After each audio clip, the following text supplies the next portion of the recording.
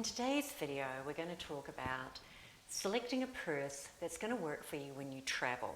And what I mean by that is the purses we use when we run around home are different to what we need when we travel on a trip, especially if we're traveling on a long haul flight to your ultimate destination. Why is that? Well, we're trying to meet two very distinctive objectives. Number one, that purse has to work for you when you're moving through airports, when you're on board your flight, maybe making connections. But not only that, that purse has to be practical enough, and let's face it, ladies, it needs to look pretty because it also needs to be versatile for when we land in our destination. Because at our destination, we need to be able to take that purse with us when maybe we're on an 8, 9, 12-hour tour, when we're walking through wonderful ancient cities and alleyways in European cities. It may have to work for us if we're going to a beach or even, quite frankly, a pool, but it also needs to work if we want to go out and actually have a nice dinner. So let's actually work through that because, quite frankly, with over 2 million frequent flyer miles under my belt from both business traveling and traveling for leisure and a lot of long haul international flights, I've actually learned a lot along the way. Over the years, well, actually decades to be honest, but it's become really important to me what I use and what I select to travel with. So I'd like to share that information with you, and hopefully that'll help you make your decision and make your decision a little easier for you. Now, believe it or not, I have 10 key considerations that are almost like muscle memory for me, but I want to walk through each of those with you because they actually go into making the decision. The first is the weight of the purse before I actually put anything in it. That's very important because unlike when you're at home, you might only use your purse for a few minutes or half an hour at a time.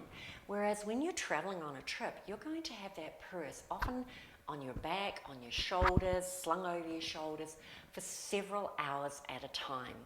And ladies, this is a video for women over 50 who are traveling. And I don't know about you, but my shoulders, they don't take the weight they used to, and I can feel those aches and pains and groans.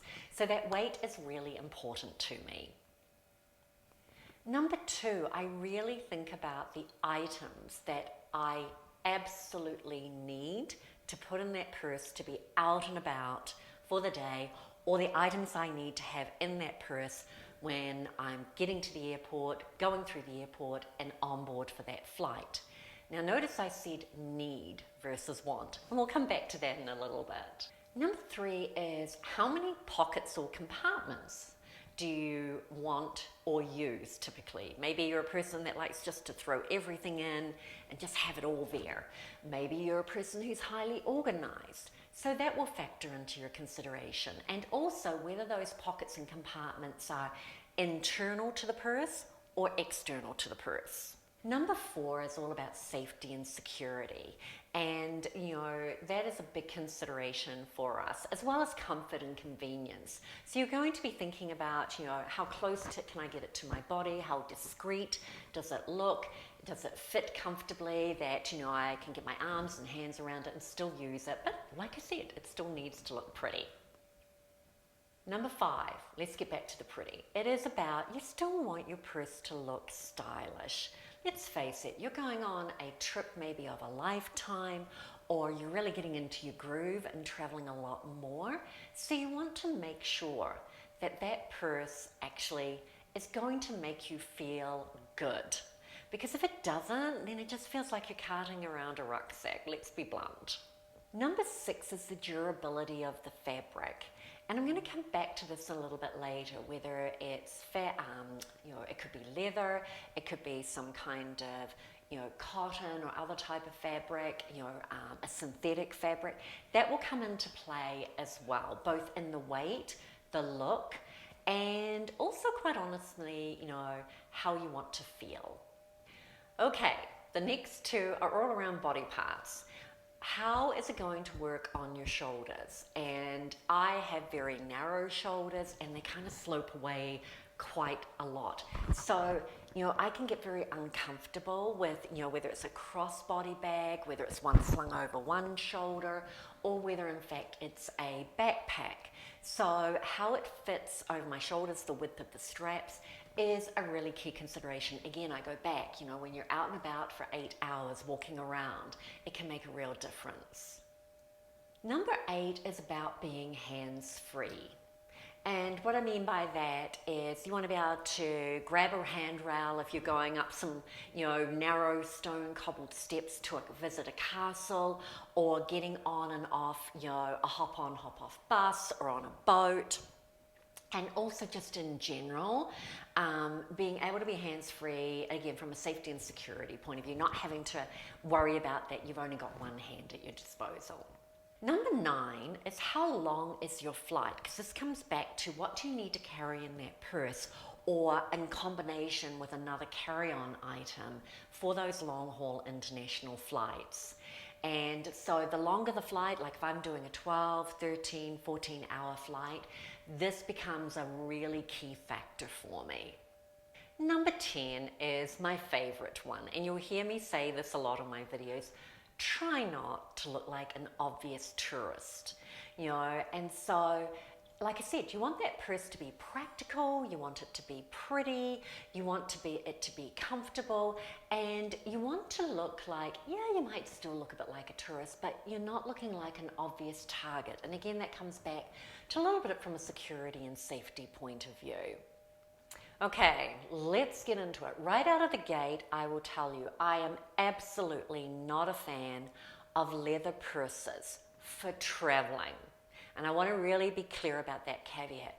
I have some beautiful leather purses, but I only ever use them when I'm at home, for going in to see a client, going to a restaurant, maybe running to the mall, because they are incredibly heavy even before you put any items in them. So, you know what, enjoy that lovely leather purse at home. But I really would recommend you looking at an alternative that is a lot more lightweight when you're traveling. Now, over the years, I've tried hanging off the shoulder, just carrying a bag, a crossbody, and my go-to favorite is in fact a small backpack. And in fact, I have very much become, over the years, a fan of Vera Bradley bags. Now, I've included some links below in the description, but I do want to also make you aware, if you click on those links, they will take you to Amazon, and I'm an Amazon associate. So if you purchase that bag, I might get a small commission from that. So just want to make you aware of that. So one of the things I found with the backpack, it really met that key criteria, being practical, pretty, and versatile. So that's where I've come to using the Vera Bradley bags over recent years. And in fact, I've gone through several evolutions of them, which I'll share with you in a little bit. And in addition to the small backpack, I actually also have a Vera Bradley travel bag, which I'll show you a little later on as well. And they work really well in combination. That travel weekender bag works particularly well when I go on really long haul international flights, like 12, 14 hours. Why does that small backpack work for me, and why would I recommend something like that for you? Well, it goes back to those 10 key considerations. They are so lightweight because they're made of fabric, and actually, let me just show you one. This is my current favorite, and I'll talk about why in a moment. But again, you can kind of get the idea of the size and color and just how lightweight it is before I put anything in it. I love it because it's fabric and it's lightweight. Number 2, there's a great selection. And I can take those really light colors and patterns, and like I said, feel like I've got a pretty bag. But added to that, ladies, are you with me on this? I hate fossicking around inside a bag that has a black lining. And I hate that because You look very distracted if you're trying to find something, you know, like your wallet or maybe your sunglasses standing on a street somewhere in a foreign location. So it's not a good thing from a safety security point of view, and it's just frustrating. You know, I want to be able to find the things I need, and I want to be able to see. I wear glasses. There's a reason why I need that, and maybe you do too. I also like it because the back straps are very close together. And you'll see in the video that I'm showing as I'm talking through this that, again, I've got very narrow shoulders, so I really need those straps to be very close to the center of the back of the backpack, because then they're going to rest most comfortably on my shoulders. Also, you'll notice that they're a good wide strap, and again, because they're fabric, they're soft. And this makes a difference when you're traveling. Like I said, if you're walking around in 30 degrees Celsius or like around 90 degree Fahrenheit heat in a foreign location, you do not want that bag, any style of bag, chafing at your skin, rubbing, and you're ending up with blisters or just downright uncomfortable. The next thing I love about this bag is look at all the internal and external pockets and compartments. What I love about this is there are some things that I do like to put in the external compartments. You know, my classic go-to items are my sunglasses, because I'm often switching from regular glasses to sunglasses. Number two is I'm often, like if I'm in a hot location, or actually quite frankly even in cooler locations, I often like to have a small bottle of water with me. And last but not least, you know, that external pocket is also very handy if you're somewhere where you need to be able to carry an umbrella for the unexpected little rain shower that's going to come down.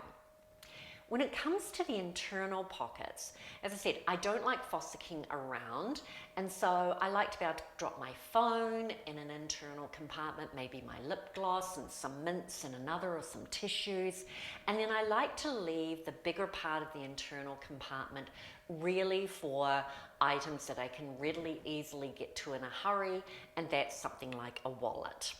Oh, I nearly forgot. Bonus. What I particularly like about this backpack, and maybe you can find it in some others, is you'll notice that it has an exterior pocket and compartment, but it's on the back of the backpack. So it sits between your physical back and the backpack, which is a great place for putting something that you're particularly sensitive about. Like I pop my passport in there for when I'm walking through airports and getting ready to get on planes and trains, because I just really want that tucked as far away from any little hands that might try to get hold of my backpack. You'll also notice that I do love the zips and the little ribbons. That makes it easy for me to get into. There is one more added bonus, which is kind of came unexpected to me until I started using these fabric bags, especially from, like I said, from Vera Bradley. And that is they actually can act as a pillow for you when you're on your flight, and you know, because you can empty the contents out maybe into your bigger carry-on bag, and secondly you can use them to put in the small of your bag and act as a little kind of cushion.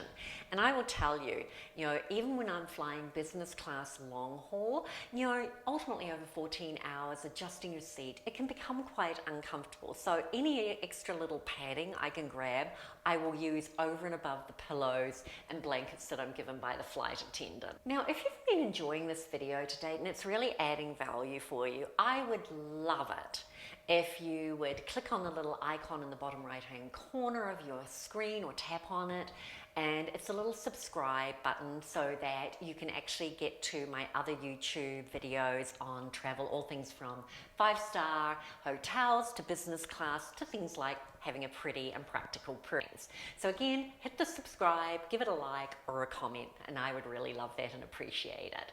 Okay, let's get back to the perfect, practical and pretty purse.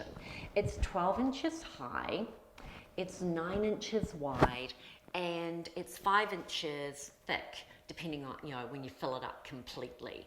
So that gives you an idea of size, and that's ideal for just resting on your back from a weight point of view. The other reason why I deliberately choose a small backpack, because in the past I've used larger ones, and I still have one that's I'd call it a medium size that I occasionally use, is it helps me focus on really what I need to put in it and carry for the day versus all the things I could throw in it. Let's face it, ladies, the more space we have in a bag, the more things we throw in there. And again, that's not the greatest strategy when you're traveling. That weight of that water bottle, sunglasses, maybe umbrella, wallet, etc., it's going to be hanging off your shoulders for the day. Now, just wrapping up, I want to actually show you the evolution I've gone through with the different purses and bags, especially with the Vera Bradley brand. And like I said, you might find an alternative, but you know, I've gone through a lot of iterations over the years. My first ever Vera Bradley bag. And you'll see I chose it deliberately because it was black and white. I thought it's great. It's a neutral color. But I didn't at that time really appreciate, you know, having light colored linings. So the black wasn't the greatest thing. It didn't show a lot of the dirt on the outside. And by the way, I think I covered this. It is so easy to throw something like this, a cloth bag, in the laundry, even when you're traveling, and dry it out and off you go if it gets a bit of wear and tear. But that was my first iteration. Now, I moved on from there because I was doing a lot of tropical and really hot destinations. And so, again, this came into where I started moving into the pretty but still practical factor. So this little one that I have here is, you know, it has little turtles on it, so it has a great theme to it, which again just makes me smile whenever I put it on. But with the light color and the blue, I can still find things really easily inside it. I also wanted to be able to show you that I don't just use the small backpack. Like I said, when I'm flying, I also have a carry-on bag, especially for those long-haul international flights. So let me show you what I mean, because I kind of have two scenarios that I typically use. Number one is I often use a tote style bag. And what I love about that is I can put a lot of the other things that I need, I can put it up in the overhead, but also it allows me to drop in my Vera Bradley bag, pop it under the seat or on the overhead or whatever. So I find that very useful. So it's good for that kind of medium, you know, distance international traveling. Now, like I said, when I travel 12, 14-hour flights down to New Zealand or to places like Thailand, Australia, etc., I really, you know, I might be connecting through flights and I'm on that plane a lot longer. So I tend to have, you know, maybe have a change of clothes, all that good thing. So in that case, I do need a bigger tote. And this is where the Vera Bradley traveling, what do they call it? Weekend traveler bag comes in, my apologies.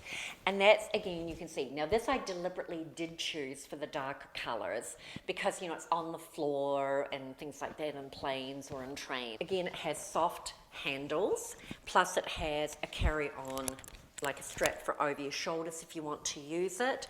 Also, again, my smaller backpack can drop in there. And what I love about this, which you would expect to have, but still, is you'll notice that there is the sleeve at the back. And that is ideal because when I am going through the airport with my checked-in roller bag, I can just slip this on top and I have grabbed hold of the handles and the handle of my roller bag and I feel very safe and secure. But also I have free movement, you know, of at least one hand and I'm not carrying that weight on my shoulder. So again, I hope this has been of value to you. Please leave, you know, subscribe, leave a like or a comment, and we'll see you the next time around.